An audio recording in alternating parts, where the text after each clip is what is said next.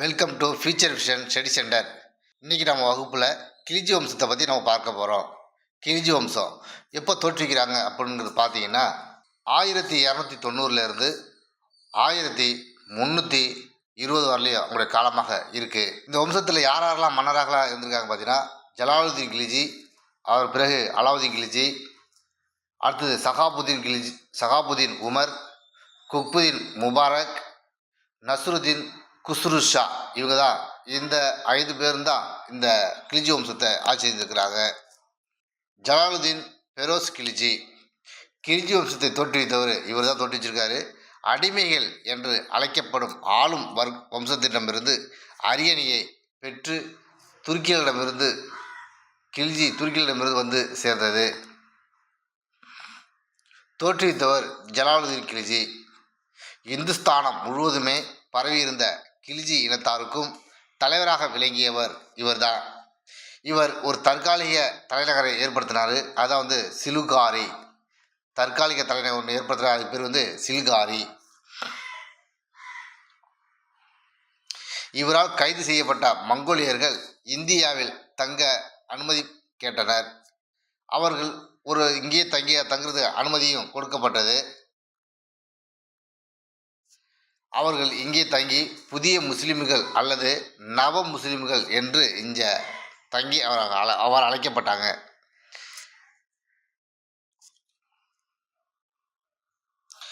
அலாவுதீன் கில்ஜி. ஜலாலுதீன் கில்ஜிக்கு பிறகு வந்தது யாருன்னு பார்த்தீங்கன்னா அலாவுதீன் கில்ஜி தான் அடுத்தது வராரு. அலாவுதீன் கில்ஜியோடைய காலம் என்னன்னு பார்த்தீங்கன்னா 1296 1316 6 முடியுது பாருங்கள். 6 முடியுது 6 முடியுது. ஸோ அது கொஸ்டின் கேட்டிருக்கிறாங்க, எந்த வருஷம் காலம் கேட்டிருக்காங்க, ஞாபகம் வச்சுங்க. இவர் ஜலாலுதீனை கொன்றுவிட்டு சுல்தானாக பதவியேற்றார். இவர் சுல்தானாக பதவியேற்றார். அலாவுதீனுடைய வட இந்திய படையெடுப்புகள் என்னென்னு பார்த்தீங்கன்னா 1301 இவர் என்ன பண்ண ஜூலை மாதத்தில் ராந்தம்பூர் படையெடுப்பு மேற்கொண்டு ராந்தம்பூர் கோட்டையை இவர் கைப்பற்றினார். ராணாவினுடைய அரண்மனையையும் மற்றும் பல கட்டடங்களையும் தகர்க்கப்பட்டன. ராணா சங்காம்பாங்க. இவர ராஜபுத்திரர்கள் மன்னரான ராணா சங்காவையும் அவருடைய அரண்மனையையும் தோற்கடித்து கட்டடங்களும் கைப்பற்றப்பட்டது. கிபி 1303 அலாவுதீன் கில்ஜி தம் படைகளை மேவார் நோக்கி திருப்பினார். அப்படையெடுப்பிற்கான உடனடி காரணம் என்னென்னு பார்த்தீங்கன்னா ராணா ரத்னசிங்கி ஒரு நிகரற்ற அவருடைய அரசி தான். அவருடைய அழகியினால் மயங்கி போன அலாவுதீன் கில்ஜி என்ன பண்ணுறாரு, அந்த மேவார் மீது படையெடுப்பை மேற்கொண்டு அந்த பகுதியை கைப்பற்றாரு. ராணா ரத்னசிங்கியும் தோற்கடித்து அவரையும் கொண்டு விடுகிறார். இந்த செய்தி கேட்ட அந்த மேவாரின் அரசியான ராணி பத்மினி என்ன பண்ணுறாங்க, அவங்க ஜவஹர் என்ற முறையில் என்ன பண்ணிட்டாங்க, தீயில குதித்து இறந்துடுறாங்க. அப்போ இந்த அம்மாவாக தான் கைப்பற்றுவது. இந்த அம்மாவை யார், ராணி பத்மினியை கைப்பற்றுறதுக்காக வந்தவர் தான் அலாவுதீன் கில்ஜி. ஆனால் அந்த அம்மாவை ஜவஹர் முறையில் தீ குளித்து இறந்து போனதால் அவருக்கு என்ன பண்ணல, இந்த வெற்றி ஒரு தோல்வியாகவே கருதினார். சித்தூரின் பெயரை திஸ்ராபாத் என பெயர் மாற்றம் செய்தார். சித்தூரினுடைய வீழ்ச்சியை தொடர்ந்து மாலவராயும் அடிபணிந்தார். அதற்கு சற்று பிறகு இஸ்லாமிய படைகள் மாண்டு, உஜ்ஜயினி, தானகிரி மற்றும் சாந்தேரி போன்ற அழகிய நகரங்களை கைப்பற்றின. கிபி 1303 அலாவுதீன் சித்தூர் கோட்டையை முற்றுகையின் போது மங்கோலியர்கள் திடீரென மின்னல் வேக தாக்குதலை நடத்தி சிரி என்ற இடத்தில் தற்காப்புக்காக ஒளிந்து கொண்டார். கிபி 1299 குஜராத் மீது படையெடுப்பை மேற்கொண்டார் அலாவுதீன் கில்ஜி. அப்பொழுதுதான் அவர் முகமது கஜினிக்கு பிறகு இரண்டாவது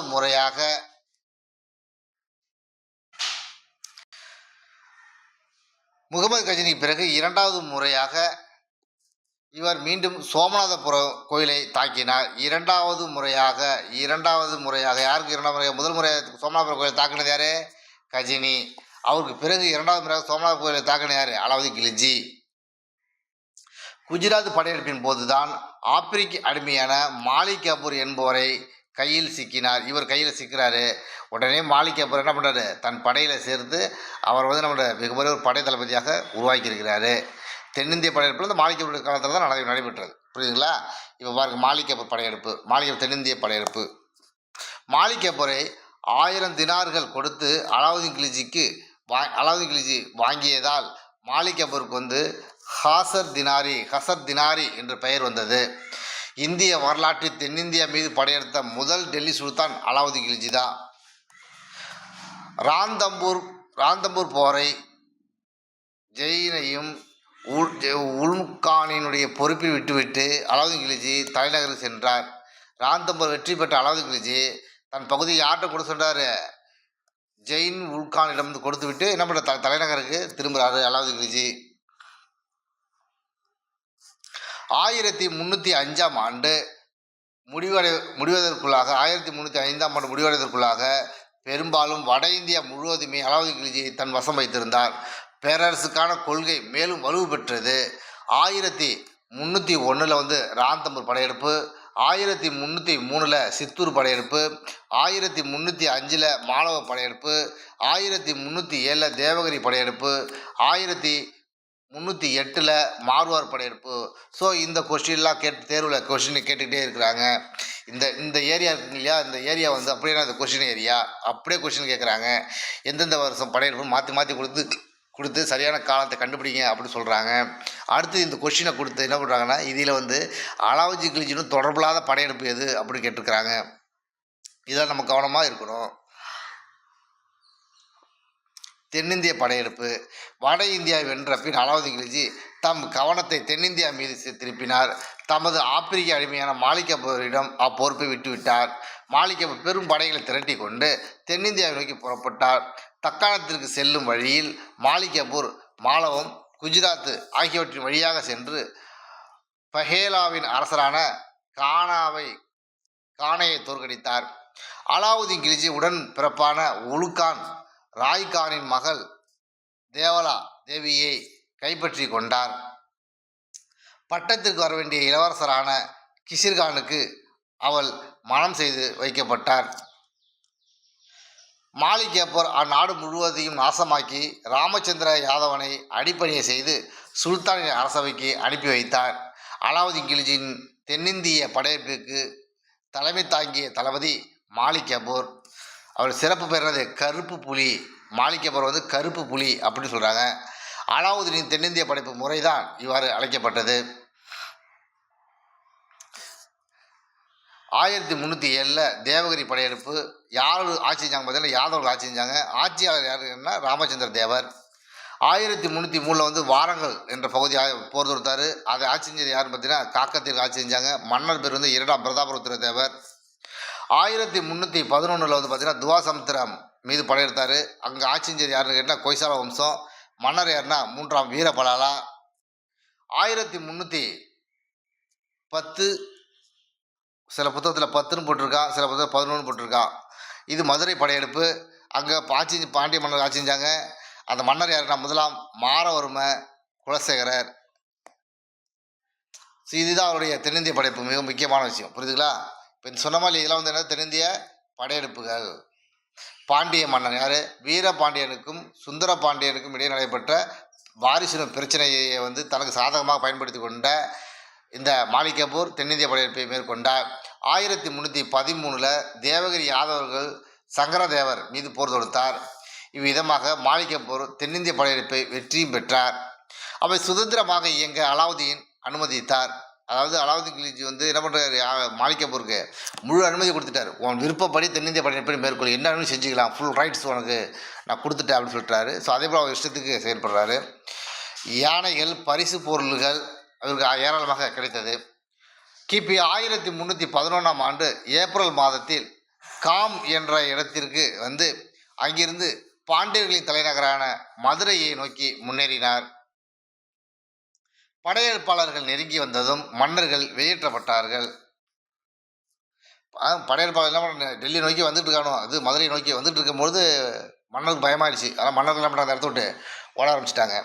படையெடுப்பாளர்கள் யானைகளை கைப்பற்றியதோடு பல கோவில்களையும் தரைமட்டமாக்கினார்கள். ஏராளமான கொள்ளை பொருள்களையும் இவர்கள் கைப்பற்றினார்கள்.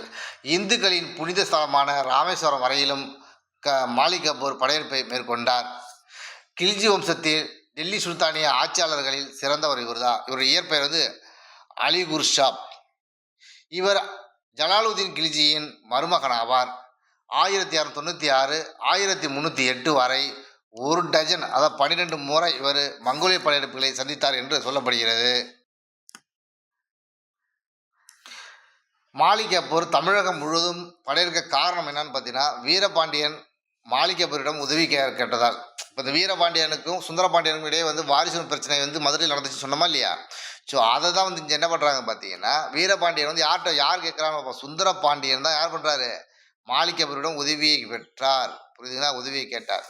மாலிக் ராமேஸ்வரத்தில் மசூதியை கட்டினார். மாலிக் நம்மளோட ராமேஸ்வரத்தில் மசூதியை கட்டினார். தமது நாணயங்களில் தம்மை 2ஆம் அலெக்சாண்டர் சிக்கந்தரி சாணி என்று வர்ணித்து கொண்டார் அலாவுதீன் கில்ஜி. ரேஷன் முறை, அதாவது ரேஷன் அங்காடி, ரேஷன் என்னது அங்காடி, அங்காடி முறையை கொண்டு வந்தது இவர் தான் புகுத்தினார். இவரே வருவாய்த்துறையை சீரமைத்த முதல் டெல்லி சுல்தான் இவர் தான். வருவாய் முறையை சீரமைத்த முதல் டெல்லி சுல்தான் இவர் தான். தனது தலைநகரங்களில் நிலையான இராணுவம் ஒன்றினை ஏற்படுத்தியிருந்தார். இவர் குதிரைகளுக்கு சூடு போடும் முறையை தாக்கு என்ற முறையை கொண்டு வந்தது இவர் தான். ஏனெனில் படை வீரர்கள் குதிரைகளை சொந்த பயன்பாட்டுக்கு பயன்படுத்துவார்கள். அதை தடுக்கவே இம்முறையை கொண்டு வந்திருந்தார். இக்தா முறையை நீக்கிவிட்டு படை வீரர்களுக்கு சம்பளம் தரும் முறையை கொண்டு வந்தார். ஹீலியா அப்படின்னா சேரான்னு அர்த்தம். ஹீலியா சேரா ரெண்டு என்ன அர்த்தம் பார்த்தீங்கன்னா, படை வீரர்கள் பட்டியல், பெயர் பட்டியல், படை வீரர்களுடைய பெயர் பட்டியல் தயாரிக்கப்படும் முறை தான் ஹீலியா சேராங்கிறாங்க. இவர் ஷெர்ஷாவின் முன்னோடி. இந்த ஹீலியா சேரா அப்படின்னு சொல்கிறோமா இல்லையா, இது வந்து ஷெர்ஷாவுடைய நிர்வாகத்துக்கு முன்னோடியாக திகழ்கிறது. ஏனெனில் நில வருவாய் சீர்திருத்தங்களில் ஷெர்ஷாவிற்கு முன்னோடியாக இவர் திகழ்கிறார் அலாவுதீன் கில்ஜி. முதலில் நிலவரியை வசூலித்த டெல்லி சுல்தானும் இந்த அலாவுதீன் கில்ஜி தான். எப்படி 2ல் 1 பங்கு வரி வசூலை செய்திருக்கிறார். இது யாரை நியமித்ததாக, முஸ்தக் ராஜ் என்ற அதிகாரியை நியமித்திருந்தார் நிலவரி வசூல் செய்வதற்கு. இவரது சீர்திருத்தங்களில் முதன்மையானது அங்காடி சீர்திருத்தம் தான். இவர் பொருள்களின் விலையை கட்டுப்படுத்த அங்காடி கட்டுப்பாட்டு முறை சீர்திருத்தம் இவர் கொண்டு வந்திருந்தார். ஏனெனில் தம்மிடம் இருக்கும் பெரும்படையை பேணிட இதை அறிமுகம் செய்தார். அங்காடி சீர்திருத்தத்தை கொண்டு வந்த முதல் டெல்லி சுல்தான் இவர் தான். யார்? அங்காடி சீர்திருத்தம் கொண்டு வந்த முதல் டெல்லி சுல்தான் யார் சொல்லலாம்? அலாவுதீன் கில்ஜி தான். மண்டி என்பது தானிய அங்காடி. சராய் அதுலா என்பது வந்து துணி அங்காடி. யாகவுகத் என்பது வந்து தானிய அங்காடி. யாகவுகத் என்பது தானிய மற்றும் உணவுப் பொருள்கள் தனி ஒரு கழகமாகும். இதன் மூலம் இடைத்தரகரை நீக்கினார். அங்காடிகளை மேற்பார்வையிடுவதற்காக திவானி ரியாசத், திவானி மண்டி, ஷனாயி மண்டி என்ற 2 அதிகாரிகளை அவர் நியமித்திருந்தார். ஷனாயி மண்டி தானி அங்காடி. சராய் அப்படின்னா ஆதி குதிரை மற்றும் கால்நடை அங்காடி என்று அழைக்கிறார். சராய்னா கால்நடை விற்கக்கூடிய ஒரு சந்தையாக இருக்கிறது. இவர் நாட்டின் புதிய வரிகளான மேய்ச்சல் வரி, அதான் சராய்ங்கிற மேய்ச்சல் வரி, வீட்டு வரி வந்து காரி அப்படி சொல்கிறாங்க, வீட்டு வரி வந்து காரி அப்படிங்கிற இதெல்லாம் விதித்திருக்காரு. இவர் வந்து முஸ்லீம் சமய உலமாக்கள் அரசியலில் தலையிட அனுமதித்தார். முஸ்லீம் தலைவர்கள்லாம் வந்து என்ன பண்ணுறாங்க, இவருடைய நிர்வாகத்தில் தலையிடுவதற்கு மறுத்துறாரு. எனவே இவர் வந்து அரசியலையும் மதத்தையும் தனித்தனியாக பிரித்த முதல் டெல்லி சுல்தான் இவர் தான். அரசியல் அமைப்பும் மதத்தினையும் தனித்தனியாக பிரித்த முதல் டெல்லி சுல்தான் இவர் தான். தாம் கல்வியற்றவராக இருந்த போதிலும் எல்லா கல்விமான்களையும் ஆதரித்தவரும் இவர் தான். இவரால் ஆதரிக்கப்பட்டவர்கள் யாராக பார்த்தீங்கன்னா, அமீர் குஸ்ரு, அமீர் காசன், ஷேக் நிஷாமுதீன் என்பவர் இருந்திருக்காங்க. அமீர் குஸ்ரு எழுதிய நூல் என்னென்னலாம் பார்த்தீங்கன்னா, துக்லக் நாமா, தாரிகி அலாய் அசிகா. இந்த கொஸ்டின்லாம் கேட்டிருக்கிறாங்க தேர்வில். இவர் கட்டிய கட்டடங்கள் என்னன்னு பார்த்தீங்கன்னா, அலை மினார். இந்த அலைமினார் வந்து சரியாக கட்டி முடிக்கப்படவில்லை. இந்த அலைமினார் எங்கே இருக்குன்னு பார்த்தீங்கன்னா, ஸ்ரீநகர் என்னும் டெல்லியின் 2வது தலைநகரையும் இவர் உருவாக்கினார். ஸ்ரீநகர் என்ற டெல்லியில் 2வது தலைநகரையும் இவர் உருவாக்கியிருக்கிறார். இப்போ இடைக்காலத்தில் வந்து மொத்தம் 7 பெருநகரங்கள் உருவாக்கப்பட்டதுன்னு சொல்லியிருக்கோமா இல்லையா, அதில் இது 2வது நகரம். புரியுதுங்களா? அடுத்தது ஜமத்கானா மசூதி, அலை தர்வாசா. அலை தர்வாசா எங்கே இருக்குதுன்னு பார்த்தீங்கன்னா குதிப்பினாருடைய நுழைவாயில் உள்ளது. அலை தர்வாசா எங்கே இருக்குது? குதிப்பினாருடைய நுழைவாயில் உள்ளது. ஹசத் தூண் அப்படின்னா 10 தூண், 1000 தூண்கள், தூண்களுடைய அரண்மனை என்று அர்த்தம். புரியுதுங்களா? அதுக்கு என்ன பேர் பார்த்தீங்கன்னா ஹவுசி அலாய் என்று அழைக்கிறாங்க. அமீர் குஸ்ரு வந்து 8 டெல்லி சுல்தான்கள் காலத்தில் வாழ்ந்திருக்கிறார். அமீர் குஸ்ரு வந்து எத்தனை டெல்லி சுல்தான் காலத்தில் வாழ்ந்தார் அப்படின்னா 8 டெல்லி சுல்தான் காலத்தில் வாழ்ந்திருக்கிறாரு. அவர் வந்து சிதார் என கருவியை கண்டுபிடித்தார் அமீர் குஸ்ரு. கோரா, சானம் போன்ற புதிய ராகங்களையும் அறிமுகம் செய்தார் அமீர் குஸ்ரு. அவர் இந்து மற்றும் ஈரானிய முறைகளை ஒருங்கிணைத்து குவாலிஸ் என்ற ஒரு புதிய வகை மெல்லிசையை உருவாக்கினார் அமீர் குஸ்ரு. அலாவுதீனின் டெல்லி படையெடுப்பை பற்றி விளக்கும் நூல் என்னன்னு பார்த்தீங்கன்னா தாரிகி அலாய். அலாவுதீனால் ஆதரிக்கப்பட்ட கவிஞர்கள் மொத்தம் 49 பேர். இதில் அமீர் குஸ்ருவை தவிர, அப்போனா மொத்தம் 50 பேர்கள் என்று அர்த்தம். அலாவுதீன் காலத்தில் வந்து டெல்லி கல்விமான்களை ஆதரிப்பதில் கைரோவையும் கான்டானோபிலையும் வென்று கைப்பற்றி வெற்றி கண்டார் அலாவுதீன் கில்ஜி. அலாவுதீன் கில்ஜிக்கு பிறகு அவருக்கு பிறகு யார் வந்துன்னா ஷகாபுதீன் உமர் என்பவர் தான் ஆட்சிக்கு வராரு. அலாவுதீன் இறந்ததும் உள்நாட்டு போர் ஏற்பட்டது. போட்டி கட்சியினர் அதிகாரத்திற்காக போட்டியிட மறுத்துவிட்டார்கள். தம் வழியில் நின்ற இளவரசர்களை மாலிக் கஃபூர் ஒவ்வொருவராக போக்கி வந்தார். காலஞ்சென்ற அரசர் தமது வாரிசாக உமர் கான் என்பவரை நியமிப்பதாய் அறிவிக்கும் ஒரு பொய் உயிலையும் காபூர் தயாரித்து கொண்டார். அலாவுதீன் கில்ஜி வந்து இறந்து போனதுக்கப்புறம் என்ன பண்ண, அவர் உயிர் எழுதினதாகவும் ஷகாபுத்தீன் தான் தனக்கு பிறகு ஆட்சிக்கு வரணும் அப்படின்னு அவர் உயிர் எழுதினதாகவும் ஒரு பொய்யான உயிலை எழுதி ஷகாபுதீன் உமரை ஆட்சியில் அமர செய்தவர் யார் அப்படின்னு கேட்டால் மாலிக் கஃபூர் என்பதை மறக்கக்கூடாது. இந்த மாதிரி கொஸ்டின் நம்ம கேட்பாங்க. இதுதான் உமர் 6 மாத வயது இளைஞராக இருந்தமையால் தம்மை அரச பேராட்சியாளராக மாலிக் கஃபூர் நியமித்து கொண்டு அரசாங்க விவகாரங்களை கவனித்து வந்தார். அலாவுதீன் குடும்பத்தினரை வேரோடு ஒழித்தார். யார்? இந்த மாலிக் கஃபூர். குத்புதீன் முபாரக் ஷா அடுத்தது ஆட்சி வருவார். மாலிக் கஃபூரின் அடிமைகள் அலாவுதீனுடைய அடிமைகள் மாலிக் கஃபூரை சதி செய்து கொன்றனர். மாலிக் கஃபூரின் இறப்புக்கு பிறகு 1316 முபாரக் கான் பதவி ஏற்றார். அவர் குத்புதீன் முபாரக் ஷா என்ற பட்டப்பெயரையும் புனைந்து கொண்டார். அவர் குத்புதீன் முபாரக் ஷா என்ற பட்டப்பெயரையும் புனைந்து கொண்ட பிறகு முபாரக் ஷா சிறப்பாக ஆள தொடங்கினார்.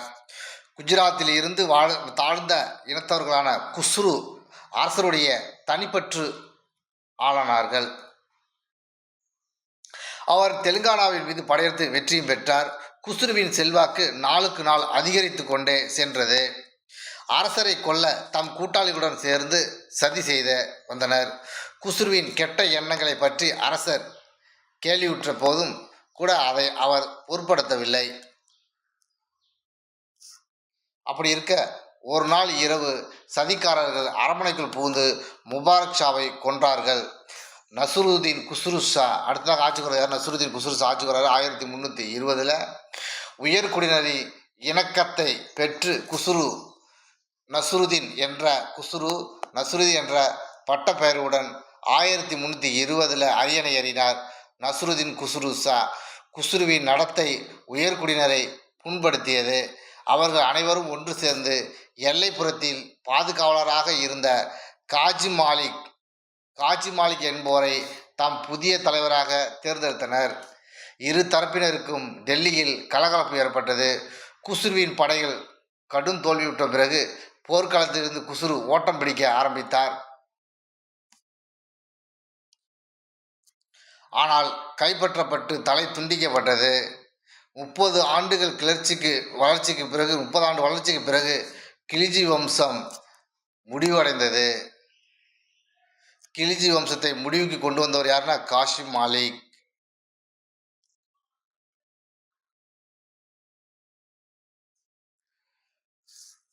அடுத்ததாக தோன்றிய வம்சம் பார்த்தீங்கன்னா துக்ளக் வம்சம் தோன்றுது. துக்ளக் வம்சத்தை வந்து 1320 1414 காலகட்டம் வரையிலும் வாழ்ந்துருக்கிற ஆட்சி செஞ்சுருக்கிறாங்க. இந்த துக்ளக் வம்சத்தை யாரெல்லாம் ஆட்சி செய்த குறிப்பிடத்தக்க மன்னர்கள் யாரும் பார்த்தீங்கன்னா கியாசுதீன் துக்ளக்கு, முகமது பின் துக்ளக்கு, பெரோஷா துக்ளக்கு, இரண்டாம் இரண்டாம் கியாசுதீன், அபுபக்கர், இவங்களாம் முக்கியமான மன்னர்களாக காலத்தில் இருக்கிறாங்க. அது மட்டும் பார்த்தீங்கன்னா முகமது பின் பெரோஷா இருக்கார், ஹுமாயூன் இருக்கார். இது நாட்டு ஹுமாயூன். அதான் பார்த்தீங்கன்னா நீங்கள் வந்து பாபர் காலத்தில் முகலாயர் காலத்தில் ஹுமாயூன் அந்த ஹுமாயூன் இல்லை, இது ஹுமாயூன். அடுத்து நஸ்ருதீன் முகமது. ஸோ இவங்களாம் பார்த்தீங்கன்னா துக்ளக் வம்சத்தை தான் சிறந்த மன்னர்களாக இருக்கிறாங்க. அது சிறந்த மன்னர்கள் யாராவது பார்த்தீங்கன்னா ரெண்டே பேர் தான். ஒருத்தர் வந்து முகமது பின் துக்ளக்கு, இன்னொரு பெரோஷா துக்ளக்கு. ஸோ இவங்க தான் மிக முக்கியமானவர்கள். இவர்களை பற்றி நம்ம பார்ப்போம்.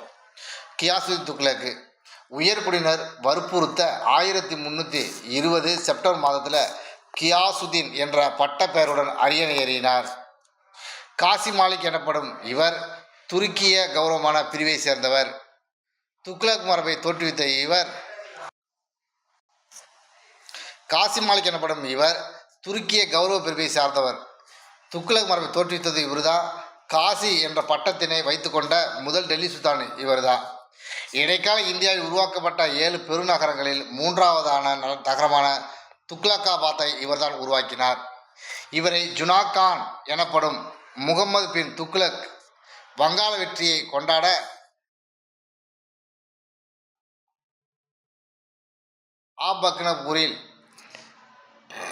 அபக்னபூரில் அமைந்த பந்தலில் இவரை கொன்றார் என இபின் பட்டுடா கூறுகிறார். பரானி என்பவர் வந்து மின்னல் தாக்குதல் கொண்டு இறந்ததாக சொல்லப்படுகிறது. யார்? இந்த ஜலாலுதீன் கில்ஜி இருக்காரா இல்லையா? ஜலாலுதீன் கில்ஜி இல்லை, இவர் காசி மாலிக். அந்த காசி மாலிக் வந்து இவர் ஜுனாகான் கொன்றார். எப்படி கொண்டாருன்னா வங்காள வெற்றியை கொண்டாடுவதற்காக இவங்க என்ன பண்ணுறாங்க, அபக்னாபூரில் வந்து அமைந்த ஒரு பந்தலில் விழா கொண்டாடுறாங்க. அந்த விழாவில் வந்து பந்தல் சரிந்து விழுந்து அதில் இறந்து போனாருன்னு சொல்கிறாங்க. சில பேர் வந்து போர் தொடுத்து அவர் மீது திடீர் தாக்குதல் தொடர்ந்து கொண்டதாகவும் சொல்லப்படுகிறது. சில பேர் சொல்கிறாங்க. ஸோ எப்படி இருந்தாலும் சரி, காசி மாலிக் இறந்தார்.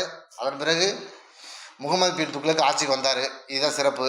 அதை ஞாபகம் வச்சுங்க. 1325 பிப்ரவரி மார்ச் ஆகிய மாதங்களில் தந்தை இறந்து 3 நாட்களுக்கு பிறகு இளவரசர் ஜுனாகான்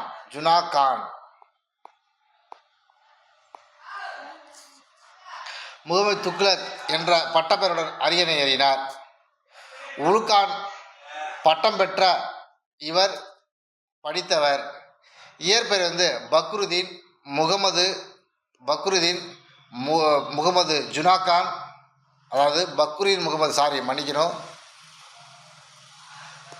முகமது ஜுனாகான் போன்ற பட்டப்பெயர்களாக இயற்பெயராக உண்டு. சுல்தான்களை அதிகமாக படித்தவர் இவர் தான். டெல்லி சுல்தான்களை அதிகம் படித்தவர் இவர் தான். இவரை பற்றி அறிய ஷியாவுதீன் பரணி, இபின் பட்டுடா குறிப்புகள் நமக்கு உதவுகிறது. ஆப்பிரிக்க நாட்டு பயணி இபின் பட்டுடா இந்தியாவிற்கு 1333 வருகை புரிந்தார். இவரது ஆட்சி காலத்தில் இபின் பட்டுடா டெல்லியில் காசி என்ற பதவியில் அமர்ந்திருந்தார். மேலும் 1352 சீனாவிற்கு தூதுவராகவும் இவர் சென்றிருக்கிறார். இபின் பட்டுடா இந்தியாவில் கண்டதையும் கேட்டதையும் தாம் நாட்டில் திரும்பி சென்றவுடன் துபாத்து உன் நுஜார் பி கரைப் இல் ஹம்சார் என்ற ஒரு நூலாக தொகுத்து இவர் வெளியிட்டிருக்கிறார். துபான் உல் நுசார் பி கரைப் அல் ஹம்சா என்ற நூலாக தொகுத்து வெளியிட்டிருக்கிறார். தோவாப் பகுதி, இது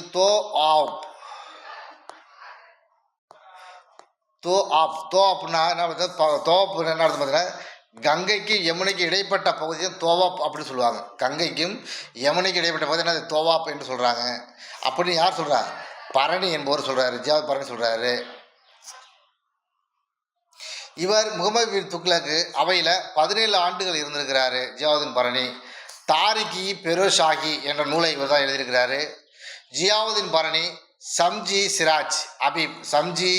சிராஜ் அபீப் என்ற பரணி இறந்தவுடன் அந்நூலையும் தொகுத்து எழுதி முடித்து வெளியிட்டிருக்கிறார்.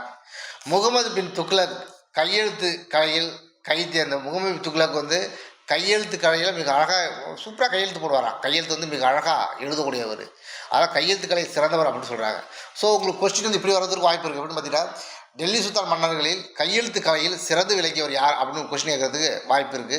அது யாருன்னா முகமது பின் துக்ளக். இதெல்லாம் நம்ம வந்து கேள்விப்பட்டதே கிடையாது. அப்படிங்கும்போது இதெல்லாம் நமக்கு என்ன பண்ணுவாங்க, வினாவாக கேட்பதற்கு வாய்ப்புகள் இருக்குது. அஜ்மீரில் உள்ள முய்சுதீன் சிஸ்டி கல்லறைக்கு சென்று பார்வையிட்ட முதல் டெல்லி சுல்தான் இவர் தான். 1325-27 ஆகிய ஆண்டுகளில் கங்கை யமுனைக்கு இடைப்பட்ட பகுதியான தோவா பகுதியில் மீது வரி விதித்தார். திவானி கோஹி என்ற விவசாய துறையை உருவாக்கினார். இத்துறையின் நோக்கம் என்னன்னு பார்த்தீங்கன்னா பயிரிடப்படாத நிலங்களுக்கு அரசு உதவி செய்வதாகும். விவசாயிகளுக்கு தக்காவி சோந்தர் போன்ற கடன்களை கொடுத்தார், விதை வாங்கி விவசாயத்தை மேற்கொள்வதற்காக. அதன் பிறகு கிபி 1326-27 ஆகியில் தலைநகர் மாற்றம் செய்துள்ளார். தேவகிரிக்கு தலைநகர் மாற்றம் செய்தார். பின் அதன் பெயரை வந்து தௌலதாபாத் என்று மாற்றம் செய்தார். இந்த தலைநகர் மாற்றத்தை வந்து ஒரு மே மாதத்தில் இந்த மாற்றத்தை இவர் மேற்கொண்டதால், மே மாதத்தில் இந்த தலைநகர் மாற்றம் செய்ததால் ஏராள மக்கள் இதில் இறந்து போகிறாங்க.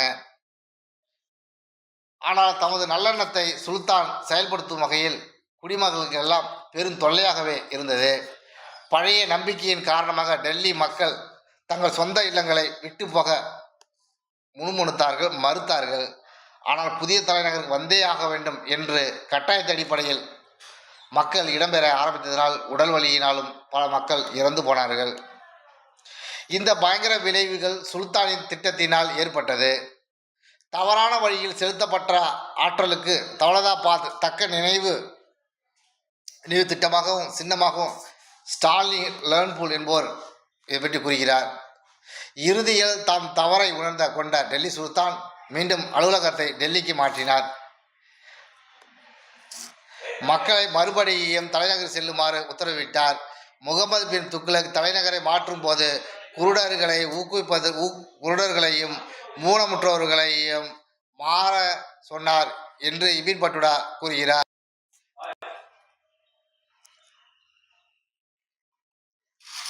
முகமது பின் துக்ளக் தலைநகரை மாற்றும் போது குருடர்களையும் ஊனமுற்றோர்களையும் மாற சொன்னார் என்று யார் சொன்னார்? இபின் பட்டுடா சொல்கிறாரு. 1329-30களில் அடையாள நாணய முறை, செப்பு நாணய முறையை அவர் வெளியிட்டார். செப்பு நாணய முறைக்கு என்ன பேர் பார்த்தீங்கன்னா அதாலி என்று அர்த்தம். ஏனெனில் 14ஆம் நூற்றாண்டில் உலகம் முழுவதும் வெளிநாட்டுக்கு தட்டுப்பாடு ஏற்பட்டது. உலக நாடுகளுக்கு தட்டுப்பாடு ஏற்பட்டது வெள்ளிக்கு. அந்த நேரத்தில் என்ன பண்ணுறாரு, இந்த நாணய சீர்திருத்தத்தை செய்கிறாரு. புதிய நாணய முறையை புகுத்தி 4 ஆண்டுகள் காலத்திற்குள்ளாக சுல்தான் தமது தவற்றினை உணர்ந்து தாம் இட்ட உத்தரவை ரத்து செய்தார். இது போன்ற முறை முன்னரே குப்லாய் கானாலும் கசன் கானாலும் முயற்சி செய்து தோல்வியடைந்தது. ஒவ்வொரு குடிசையும் நாணய தொழிற்சாலையாக மாறியது என்று ஜியாவுதீன் பரணி சொல்கிறார். முகமது பின் துக்ளக் காலத்தில் ஒவ்வொரு இல்லமும் எப்படி இருந்துச்சு, அது வந்து பார்த்திங்கன்னா தொழிற்சாலையாக குடிசை தொழிற்சாலையாக மாறிடுச்சு அப்படின்னு யார் சொல்கிறா? ஜியாவுதீன் பரணி என்பவர் அதை பற்றி சொல்கிறாரு. முகமது பின் துக்ளக்கை நாணய சீர்திருத்த அரசர் என்றும் எட்வர்ட் தாமஸ் என்பவர் குறிப்பிடுகிறார். இவர் சதி என்னும் உடன்கட்டையர் வழக்கத்தை ஒழிக்க முயன்றார்.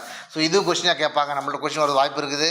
அதாவது எந்த டெல்லி சுல்தான் சதி ஒழிப்பு முறைக்கு ஆதரவாக இருந்தார் அப்படின்னு கேட்டீங்கன்னா இவர் தான் இருந்திருக்காரு. அடுத்தது பாருங்கள், உலைமாக்களை அரசியல் விவகாரங்களில் தலையிட அனுமதிக்கவில்லை. ஏற்கனவே ஒருத்தர் அனுமதிக்கலை, அலாவுதீன் கில்ஜி அனுமதிக்கலை, அது இவரும் அனுமதிக்கலை.